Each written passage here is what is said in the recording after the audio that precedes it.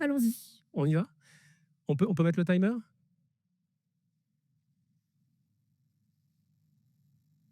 Ce trait sur mon front n'a aucun sens. Il n'est écrit nulle part dans mon script. Mon cerveau me hurle que c'est une anomalie. Regardez-vous. Vous ne m'écoutez déjà plus. Vous êtes en train de m'observer. Je suis venue ici pour vous dire une vérité. Je vais bafouiller, probablement. Je vais dépasser mon temps de parole, sûrement.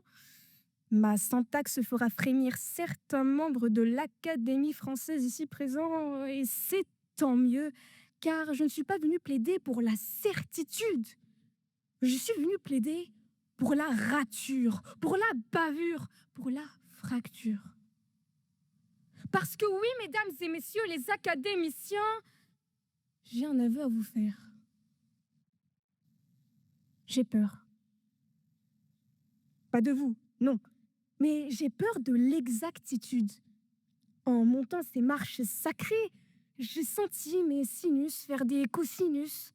J'ai voulu calculer la trajectoire de ma crédibilité, mais j'ai fini sur une tangente. Le problème, c'est que nous traitons l'erreur comme une MST, une maladie scientifiquement transmissible qu'il faudrait éradiquer à coups d'antibiotiques statistiques. Nous proclamons que E égale MC carré, mais nous appliquons une toute autre équation. E égale 0. Zéro erreur, zéro errance. Nous voulons que la physique soit aussi lisse que le physique des magazines. On nous apprend les mathématiques, mais on oublie le tic. Ce tic qui en réalité le battement de cœur de la découverte.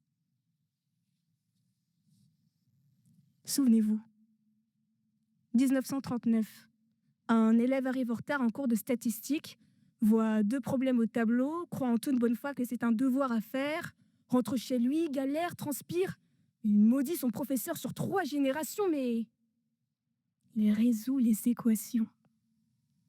Cet élève s'appelait George Densing. Et ce qu'il ne savait pas, c'est que ces 2 problèmes étaient réputés insolubles par les plus grands mathématiciens de son temps. Sa seule erreur fut de croire que le problème était soluble. Et c'est précisément cette erreur qui lui a permis de les résoudre. Et justement, depuis le début de mon discours, vous faites tous une erreur magistrale, une erreur collective.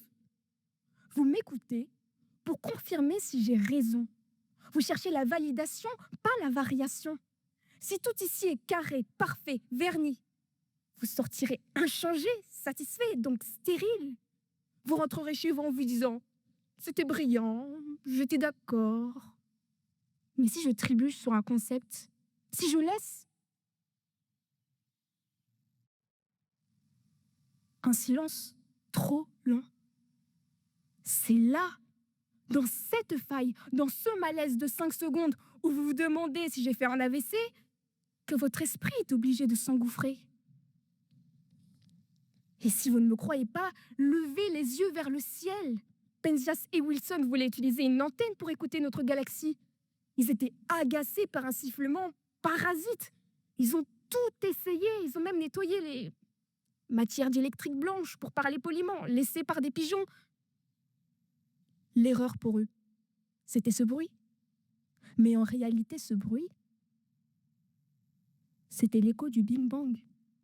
Le fond diffus cosmologique. Ils voulaient un résultat propre, ils ont trouvé l'origine de notre univers. Alors, j'entends d'ici les critiques, mais enfin, jeune dame, vous plaidez pour la paresse, pour le manque de rigueur? Absolument pas. Je ne défends ni le flou, ni le flasque, ni le facile. Je dis que l'équation ultime de nos recherches pourrait se résumer ainsi.